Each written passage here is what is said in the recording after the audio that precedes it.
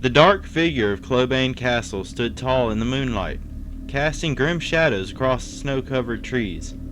As icy wind blows from the mountains, it howls through the towers and into the forest. With only one opening in the forest, it seems to get all the coldest wind. Two figures move along the path in the frozen gale, one having trouble while the other seems to not notice the wind at all. As they get closer to the castle, the cold night air relaxes as the howling grows louder. Several animal heads peer over the walls to watch the figures as they approach the large metal doors. A red trail is left behind, being covered by snow in the clearing behind them as they reach the castle. Some onlookers remain silent, while others yell obscenities or ask questions that would go unanswered, for now at least.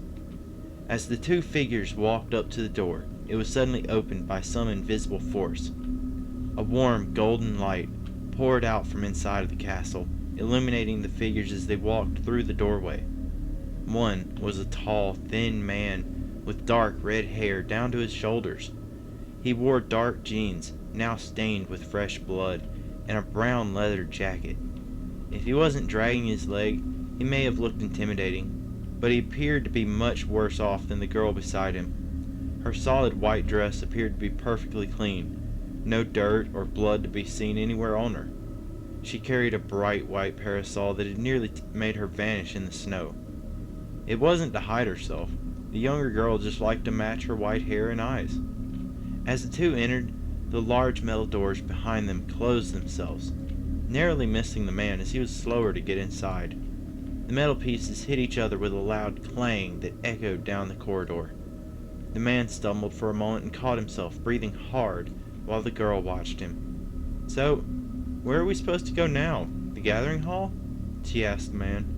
The man stood hunched slightly, with one hand on the wall as he caught his breath. "No. Most everyone is either at the top or in their quarters. Best we stay here." She rolled her eyes, but didn't say anything. The man stood up fully and walked into the center of the chamber and started to kneel down. As he did, a popping sound was heard, and the man collapsed on the ground with more blood staining his pants. The girl did her best not to let out a laugh, but in the end she couldn't stop herself. But as the man looked at her, the urge to laugh completely left her. His crimson red eyes peered into her furiously, and sent a shiver down her spine. "Sorry," the girl said in little more than a whisper. The man looked at her and grunted in response, clearly angry with her. He pushed himself up to a kneeling position, then looked at the girl again. "You too," he said in a commanding tone. She looked around a little annoyed. "Why should I?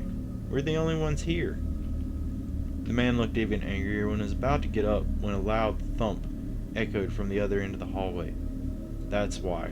The girl looked frightened and quickly knelt down beside the man as another thump echoed through the halls. She looked up at the ground, pouting slightly as she spun her parasol in her hand before the man took it away from her.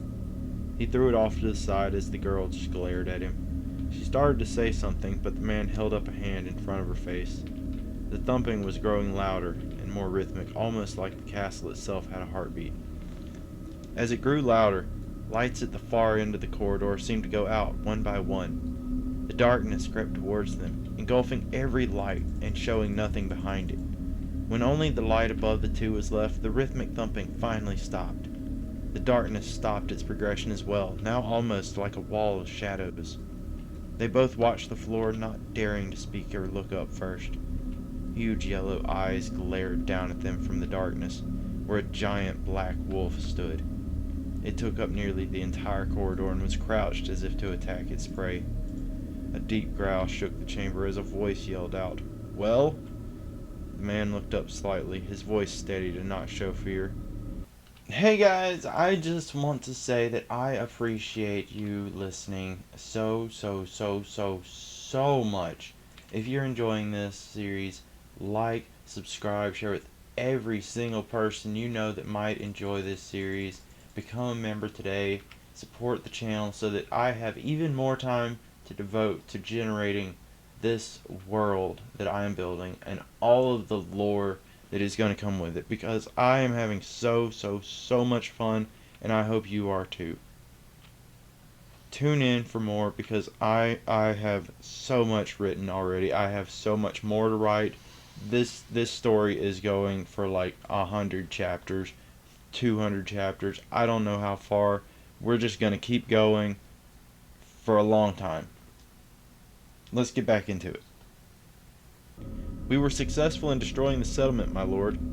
The large wolf began a low growl as the fur around its body started to shimmer and stand up. It crouched down and began to shrink in size as its fur began to weaving itself around his body.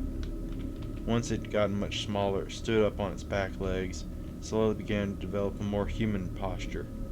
Hair around his head receded into his skin and scalp as the hair around his body finished knitting itself into one of his more typical outfits.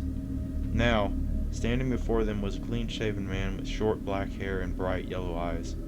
His slender frame and sunken face made him look like he could be starving, but their kind did not gain or lose weight through eating. This was a look developed over his time as a pack leader, whether through stress or power or some illness no one knew.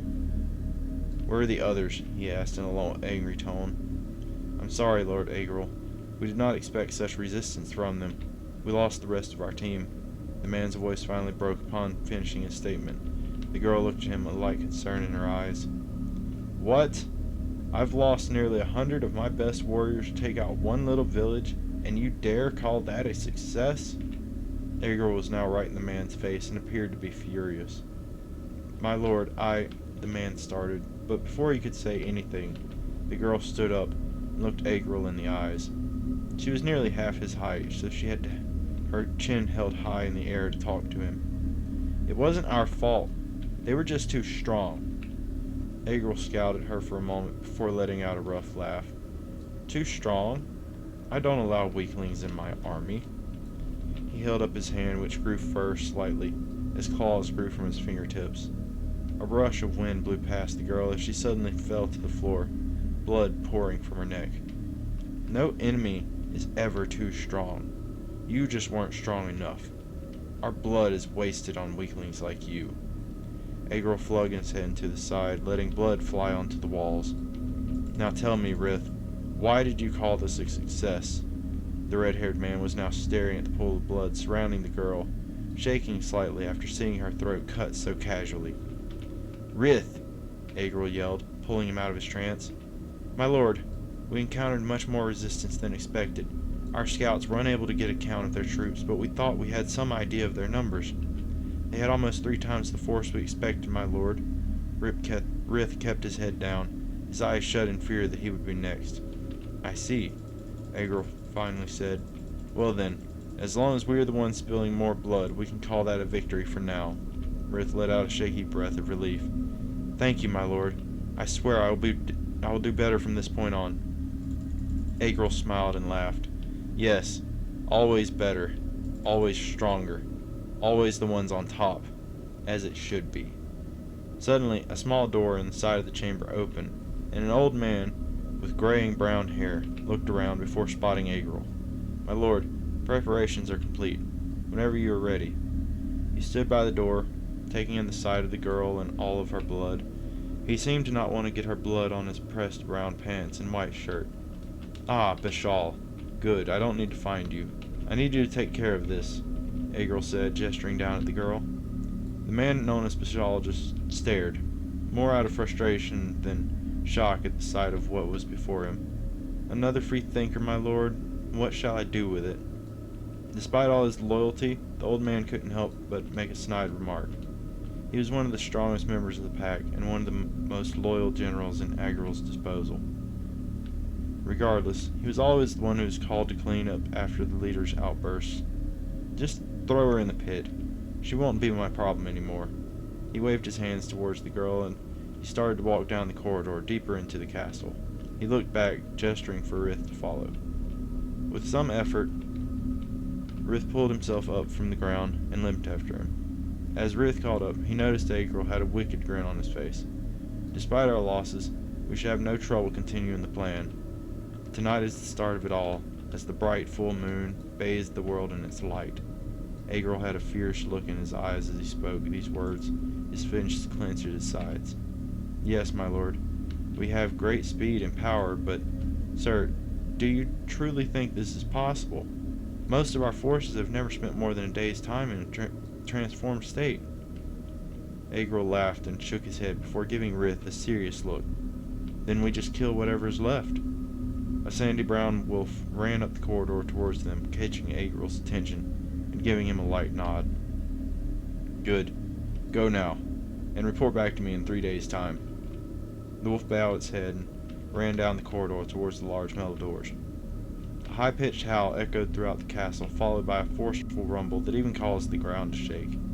Yes, my lord. Rith bowed his head as his hair grew out around his face and neck. His hands and feet grew claws as he crouched on all four limbs. His face stretched as his nose grew away from his eyes, his jaws snapping and popping as they followed. His spine bulged from his back as new sections forced their way through, sprouting a tail at the end. In only a few seconds, the slim, ginger man had turned into a large, red wolf. When he turned his head, Agril was already in his normal wolf form, not nearly as enormous as before. Go, the black wolf spoke in its deep growl. I expect great things. Rith bowed his head before he turned and ran down the hallway.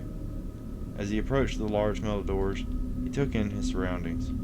He saw where they had spoken before and noticed that the girl's body was gone. Vishal had already taken it away and cleaned the blood. The giant metal doors opened as he got near, and he burst through them into the snow. It was still night out, but he could still see the track in the snow. He didn't need it, though, as he ran forward, following the howls on the wind, following the pack.